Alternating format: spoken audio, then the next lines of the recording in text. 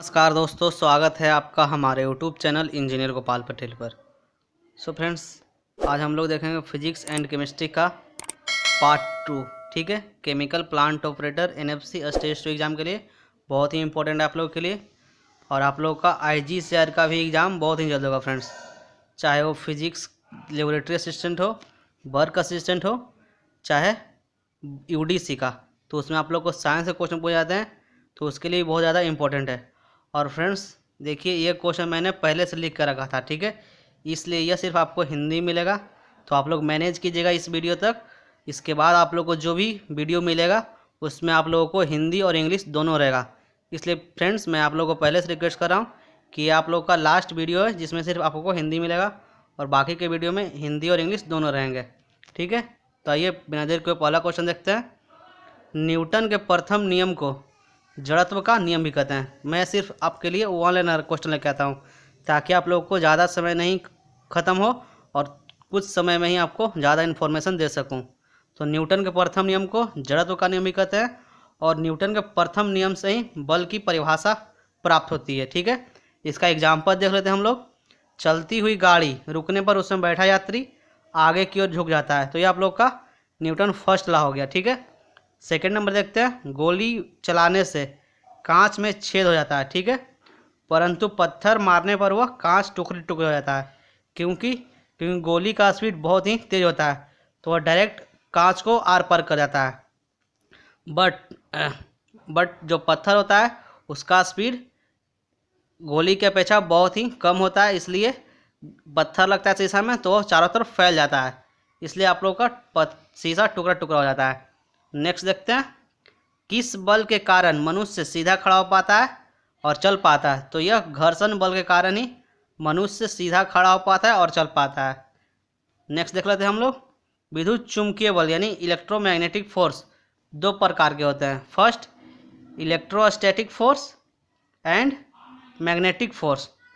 तो इसका फार्मूला देख लीजिए। स्थिर वैद्युत बल यानी इलेक्ट्रोस्टैटिक फोर्स का फार्मूला क्या हो गया, ये आप लोग का F बराबर हो जाएगा 1/4πε0 इंटू Q1 गुना Q2/r²।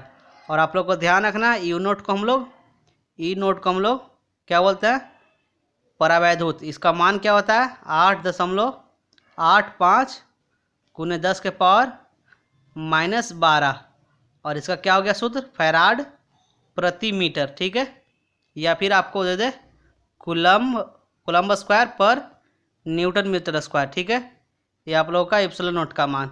वहीं म्यू नोट का मान पूछे, देखिए जैसे मैग्नेटिक फोर्स का फॉर्मूला क्या हो गया 1/4π mu naught M1 into M2/r²। तो म्यू नोट का मान यहाँ पर हो जाएगा, म्यू नोट का मान हो गया 4π गुने 10 के पावर -7 हेनरी प्रति मीटर। नोट कर लीजिएगा, जो भी मैं एक्स्ट्रा पॉइंट बताऊंगा आप लोग को वो सब आप लोग नोट करते जाइएगा, जो आपके एग्जाम पॉइंट ऑफ व्यू से बहुत ज़्यादा इंपॉर्टेंट होगा। नेक्स्ट देखते हैं हम लोग। सरल मशीन किस सिद्धांत पर कार्य करता है, तो सरल मशीन बल आघूर्ण सिद्धांत पर कार्य करता है। एग्जाम्पल इसका देख लीजिए। घरों में गेहूं पीसने वाला जांता। नेक्स्ट देखते हैं। पानी निकालने वाला हैंडपम्प का हाथ लंबा। जैसे आप लोग देखते होंगे कोई सरकारी हैंडपम्प लगा हुआ है, आप लोग देखते होंगे बाहर, घर के बाहर या फिर गांव में लगा हुआ रहता है, तो सरकारी हैंडपम्प देखते हैं उसका हत्था कितना लंबा होता है, तो आप लोग उसको चलाते होंगे तो बहुत ही आसानी से चलता है और उससे पानी बहुत ज़्यादा गिरता है, इसलिए यह सरल मशीन है और यह बल आघूर्ण के सिद्धांत पर कार्य करता है। नेक्स्ट देखते हैं कुछ एग्जाम्पल। वाट, किलोवाट, मेगावाट तथा HP यानी हॉर्स पावर, ये सभी शक्ति का यूनिट हो गया। उसी तरह watt second, watt hour, kilowatt hour, ये सभी हो गया ऊर्जा या कार्य का ऐसा यूनिट। ठीक है, नेक्स्ट देखते हैं हम लोग। गतिज ऊर्जा और संवेग के बीच संबंध, तो KE बराबर यानी काइनेटिक एनर्जी बराबर हो गया P²/2m। P यहाँ क्या हो गया, पोटेंस मोमेंटम। ठीक है, P हो गया यहाँ पर संवेग आपका, और P बराबर हम लोग फार्मूला जानते हैं P बराबर mv होता है, इसका स्क्वायर कीजिएगा आप लोग और बटा में 2m, तो आप लोग का KE का रियल फार्मूला आ जाएगा। KE का रियल फार्मूला क्या होता है, हाफ mv²। तो देखिए ये हो गया m²/v² और बटा में 2m, तो 1m से 1m कट गया, आपका क्या बच गया mv²/2। नेक्स्ट देख लेते हैं हम लोग, द्रव की चौथी अवस्था को क्या कहते हैं, तो द्रव की चौथी अवस्था को प्लाज्मा कहते हैं। और एक देखिए यहाँ पर संवेग को दोगुना करेंगे तो गतिज ऊर्जा कितना हो जाएगा, तो गतिज ऊर्जा 4 गुनी हो जाएगी। नेक्स्ट देख लेते हैं हम लोग, उष्मा का एसआई यूनिट क्या होता है, तो उष्मा का एसआई यूनिट होता है जूल, और सीजीएस मात्रक पूछे तो कैलोरी। नेक्स्ट देख लेते हैं हम लोग, मानव शरीर का सामान्य ताप 37 डिग्री मानव शरीर का सामान्य ताप 37 डिग्री सेल्सियस, और वहीं अगर फ़ारेनहाइट में पूछे तो 98.6 डिग्री फ़ारेनहाइट, और केल्विन में पूछे तो 310 डिग्री केल्विन होता है। आगे देखते हैं, और बहुत सारे क्वेश्चन है फ्रेंड्स, कम से कम 40 से 50 क्वेश्चन है। तो आप लोग को यह काउंट नहीं करना कि सिर्फ सेट 2 और सेट 3 चल रहा है, मैं इसके साथ साथ आपको एक्स्ट्रा पॉइंट बताते रहता हूँ, ठीक है, और बहुत सारे क्वेश्चन भी लेकर आता हूँ। तो जो भी मैं एक्स्ट्रा पॉइंट बताऊँगा आप लोग को, वो सब आप लोग नोट करते जाइएगा। और अगर आप चैनल पर नए विजिट करें तो चैनल को भी सब्सक्राइब कर लीजिएगा। किरचॉफ के नियम अनुसार लाल रंग की वस्तु को अगर हम गर्म करते हैं तो वह हरा प्रकाश उत्सर्जित करती है। और किरचॉफ के 2 नियम आप लोग को पता होगा, किरचॉफ चार्ज लॉ, ठीक है।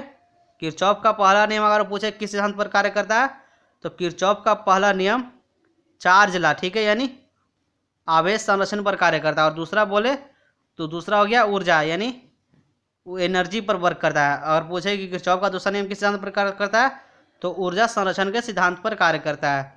नेक्स्ट देख लेते हैं, 2 दर्पणों के बीच 60 डिग्री का कोण है, ठीक है, 2 दर्पणों के बीच 60 डिग्री का कोण है, तो प्रतिबिंबों की संख्या क्या होगी, तो इसका फॉर्मूला था फ्रेंड्स, देखिए आपको पूछे कि 2 दर्पण है, इतना डिग्री कोण बीच से रखा हुआ है, तो आप लोग को फॉर्मूला क्या होगा, 360 डिग्री हो गया, क्योंकि एक राउंड में आप लोग को पता है 360 डिग्री होता है, और बटा में थीटा।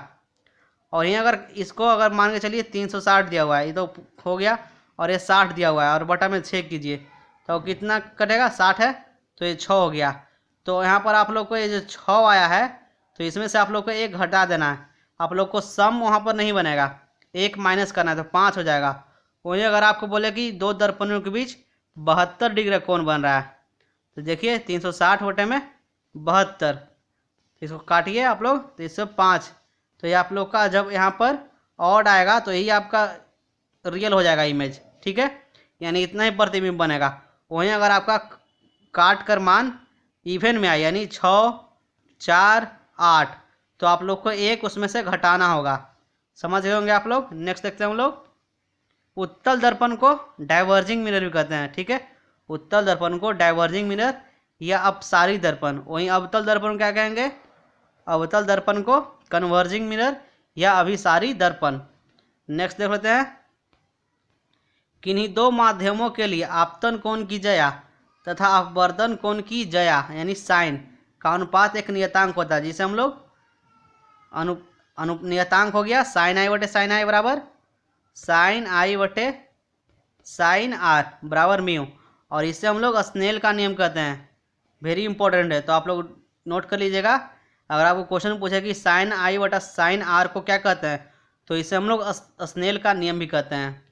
और वीडियो अच्छा लग रहा होगा फ्रेंड्स, तो वीडियो को लाइक कीजिएगा और अपने दोस्तों में शेयर कीजिएगा। तरंगदैर्घ्य बढ़ने के साथ अपवर्तनांक का मान कम होता है, ठीक है। नेक्स्ट देखते हैं, लाल रंग का तरंगदैर्घ्य सबसे ज़्यादा होता है। आप लोगों को पता होगा लाल रंग का तरंगदैर्घ्य सबसे अधिक होता है। जो प्रकाश सूर्य के प्रकाश में 7 रंग, तो उसमें लाल रंग का तरंगदैर्घ्य सबसे अधिक और बैंगनी रंग का तरंगदैर्घ्य सबसे कम। वहीं अगर आपको बोले कि लाल रंग का अपवर्तनांक क्या होता है, तो लाल रंग का अपवर्तनांक सबसे कम और बैंगनी रंग का अपवर्तनांक सबसे अधिक, ठीक है। नेक्स्ट देख लेते हैं हम लोग, परावर्तन, पूर्ण आंतरिक परावर्तन तथा अपवर्तन द्वारा वर्ण विक्षेपण का सबसे अच्छा उदाहरण है इंद्रधनुष, ठीक है।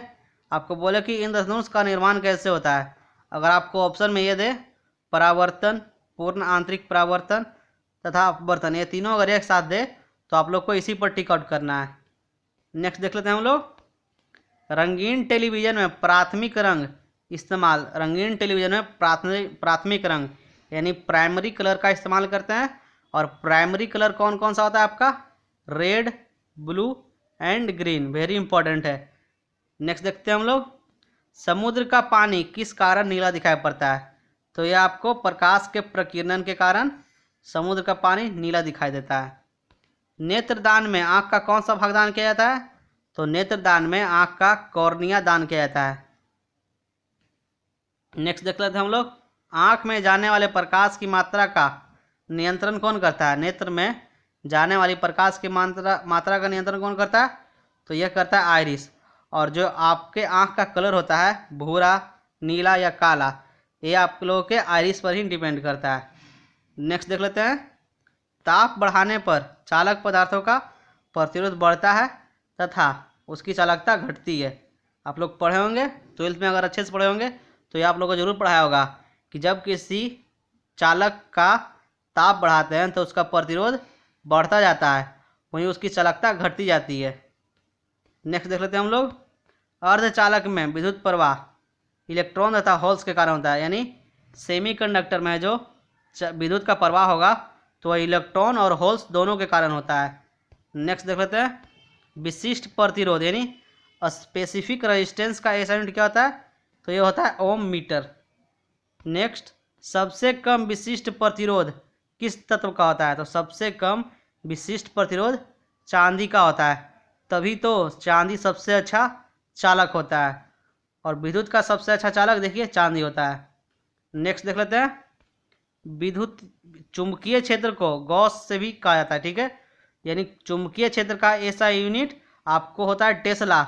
वहीं अगर आपको बोले सीजीएस हो गया, गॉस है जो चुंबकीय क्षेत्र का सीजीएस यूनिट हो गया, तो एक गॉस बराबर होता है 10⁻⁴ टेस्ला। वहीं अगर आपको बोले कि एक टेस्ला बराबर कितना गॉस, तो 10⁴ गॉस। नेक्स्ट देख लेते हैं, आदर्श आमीटर का प्रतिरोध 0 होना चाहिए, ठीक है, आदर्श आमीटर का प्रतिरोध 0 होना चाहिए और आमीटर को हमेशा श्रेणी क्रम में जोड़ते हैं। नेक्स्ट, चुंबकशीलता का मात्रक यानी म्यू नोट, मैंने आप लोगों को बताया कि हेनरी प्रति मीटर होता है। नेक्स्ट देख लेते हैं क्वेश्चन, हाइड्रोजन बम का आविष्कार किसने किया? तो हाइड्रोजन बम का आविष्कार एडवर्ड टेलर ने 1952 ईस्वी में किया था। तो आप लोग को कमेंट बॉक्स में कमेंट करके बताना है कि हाइड्रोजन बम किस सिद्धांत पर कार्य करता है। नेक्स्ट क्वेश्चन, प्लांक नियतांक, प्लांक कांस्टेंट का मान कितना होता है और इसे किससे डिनोट करते हैं? तो प्लांक कांस्टेंट को स्मॉल h से डिनोट करते हैं और इसका मान होता है 6.625 × 10⁻⁻34 जूल सेकेंड। तो आपको क्वेश्चन में पूछा जा सकता है कि प्लांक कांस्टेंट का ऐसा यूनिट क्या होता है? तो प्लांक कांस्टेंट का ऐसा यूनिट होता है जूल सेकेंड। अब हम लोग देखते हैं केमिस्ट्री के बहुत ही इंपॉर्टेंट क्वेश्चन। तो फ्रेंड्स, आप लोगों को मैं आशा करता हूँ कि आप लोग वीडियो पूरा देख रहे हैं, और वीडियो पूरा देखिए तो आप लोग सीरियली ढंग से देखिए, ये नहीं कि भागा भागा देख रहे हैं, तो जो भी मैं एक्स्ट्रा पॉइंट बताऊँगा आप लोगों को तो आप लोगों को छूट जाएगा। इसलिए वीडियो देखें तो वीडियो पूरा देखें और अच्छी तरह से देखें। नेक्स्ट देखते हैं हम लोग केमिस्ट्री के, एवोगाड्रो संख्या का मान क्या होता है? तो एवोगाड्रो संख्या का मान होता है 6.022 × 10⁻23। नेक्स्ट, केंद्रक की त्रिज्या फर्मी इकाई में मापते हैं, यानी अगर आपको बोले कि परमाणु के केंद्रक का कितना होता है त्रिज्या, तो आप लोग 1 फर्मी, और 1 फर्मी और कितना होता है 10⁻⁻15 मीटर। वहीं अगर सेंटीमीटर में बोले तो 1 फर्मी बराबर होता है 10⁻13 सेंटीमीटर। नेक्स्ट देख लेते हैं, उदासीन परमाणु में प्रोटॉन की संख्या इलेक्ट्रॉन की संख्या के बराबर होता है, तभी तो परमाणु उदासीन होता है। आप लोगों को पता होगा कि जो इतना इलेक्ट्रॉन होगा अगर उतना ही प्रोटॉन रहेगा तो उदासीन हो जाएगा, क्योंकि इलेक्ट्रॉन और प्रोटॉन का आवेश अपोजिट होता है। इलेक्ट्रॉन आपका नेगेटिव होता है और प्रोटॉन आपका पॉजिटिव होता है। नेक्स्ट देखते हैं, एक तत्व का परमाणु संख्या 90 है 90 तथा द्रव्यमान संख्या 230, तो केंद्रक में उपस्थित न्यूट्रॉन और प्रोटॉन की संख्या क्या होगी? तो देख लीजिए आप लोग, यहाँ पर सॉल्यूशन किया गया है। तो अभी आप लोग को बताना है कि इसमें इलेक्ट्रॉन की संख्या कितनी होगी, ठीक है। आप लोग को यहाँ पर दे दिया गया है कि परमाणु संख्या 90 है, द्रव्यमान संख्या 230 है, और आपको यहाँ पर सॉल्यूशन में दिया गया है फ्रेंड्स। तो यहाँ पर आप लोग कमेंट बॉक्स में कमेंट करके बताना है कि इसमें उपस्थित इलेक्ट्रॉन की संख्या कितनी है, ठीक है। नेक्स्ट देखते हैं हम लोग, यूरेनियम 23892। ऊपर जो दिया दर्शाया रहता है ये आपका एटॉमिक मास हो गया और ये आपका हो गया एटॉमिक नंबर, ठीक है। और देखिए क्या है इसमें, प्लम्बम 82 और 206।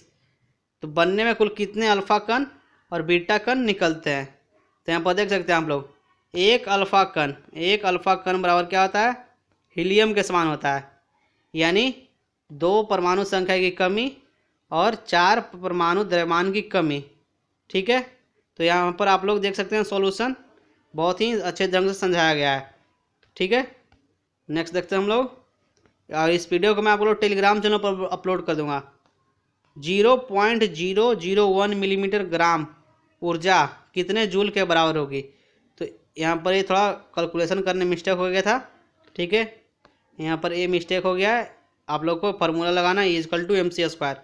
तो 0.001 मिलीग्राम को हम लोग किलोग्राम में बदलेंगे सबसे पहले, क्योंकि E=mc²। तो ये यहाँ पर क्या होता है किलोग्राम में, तो इसको हम किलोग्राम में बदलेंगे तो ये हो जाएगा 1 × 10⁻⁻⁹ किलोग्राम, ठीक है। और यहाँ पर फार्मूला लगाएंगे E=mc²। तो क्या गया 1 × 10⁻⁹ और c क्या होता है प्रकाश का वेग, तो 3 × 10⁸ ठीक है। यहाँ से क्या हो गया 10⁻⁻⁹ और स्क्वायर क्या हो गया, तो 9 × 10⁻16।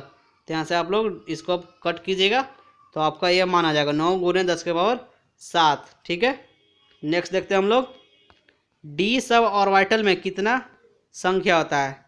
जैसे आप लोग पढ़े होंगे 1s2, ठीक है। एस में आपका मैक्सिमम 2 जाता है, 2 इलेक्ट्रॉन भरता है, ठीक है।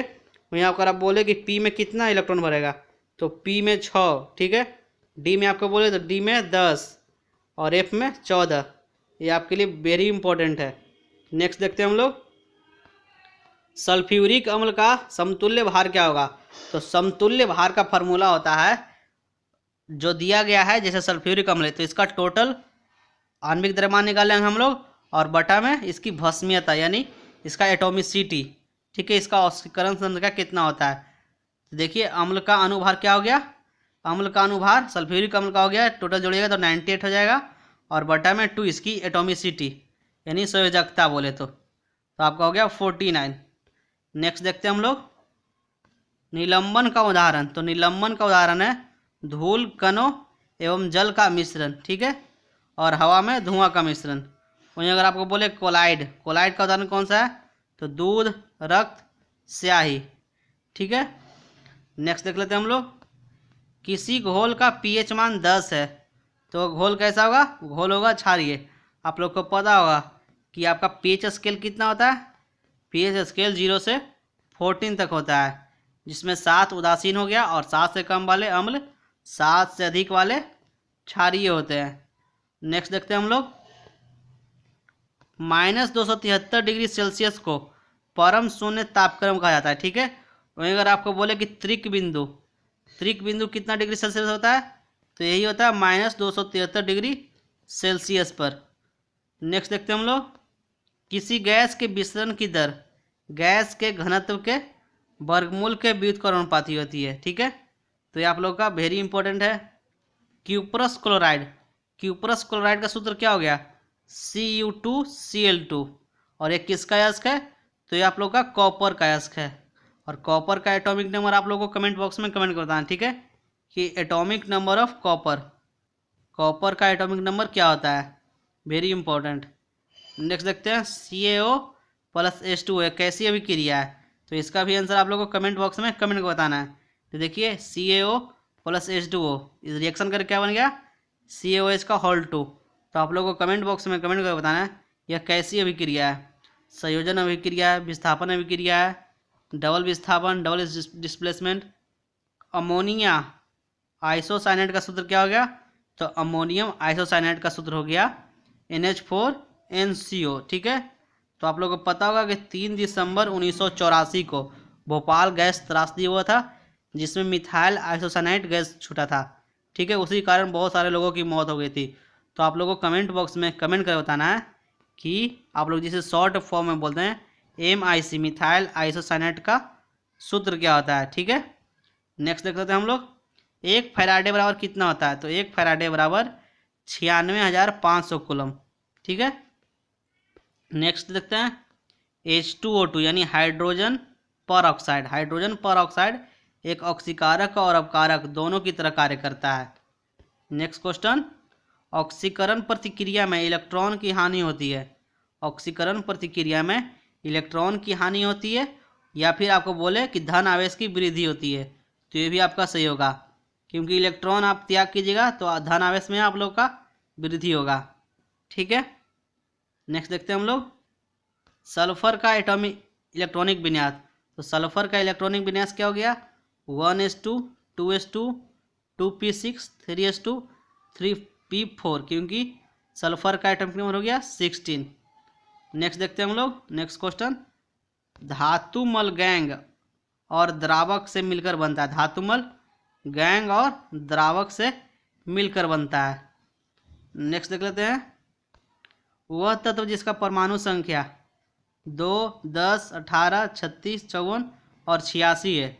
तो आप लोग कमेंट बॉक्स में कमेंट को बताना है कि यह किस ग्रुप का तत्व है। ठीक है, यह किस ग्रुप का तत्व है जिसका एटॉमिक नंबर 2 10 18 36 54 86 है। नेक्स्ट क्वेश्चन, वर्ग यानी पीरियोडिक टेबल में ऊपर से नीचे आने पर धात्विक गुण बढ़ता है और अधात्विक गुण घटता है। नेक्स्ट क्वेश्चन, ठोस अवस्था में आयनिक यौगिक विद्युत का क्या होता है, कुचालक। नेक्स्ट देख लेते हैं मैग्नेसाइट। तो मैग्नेसाइट का सूत्र क्या होता है, MgCO3। नेक्स्ट क्वेश्चन, जब अम्ल क्षार से अभिक्रिया करके लवण और जल देता है तो यह कैसी अभिक्रिया है, तो ये आप लोग का उदासीनीकरण अभिक्रिया। और ये क्वेश्चन आपको HWB में पूछा जा चुका है। ठीक है, HWB स्टेज 2 एग्जाम में पूछा जा चुका है कि जब अम्ल और क्षार अभिक्रिया करता है तो लवण और जल देता है, तो यह कैसे अभिक्रिया है, यह उदासीनीकरण अभिक्रिया है। नेक्स्ट देखते हैं, किस विद्युतीय चुंबकीय तरंग का ऊर्जा सबसे अधिक होता है। तो किस विद्युत चुंबकीय तरंग का ऊर्जा सबसे अधिक होगा, तो गामा किरण का जो है सबसे अधिक ऊर्जा होता है।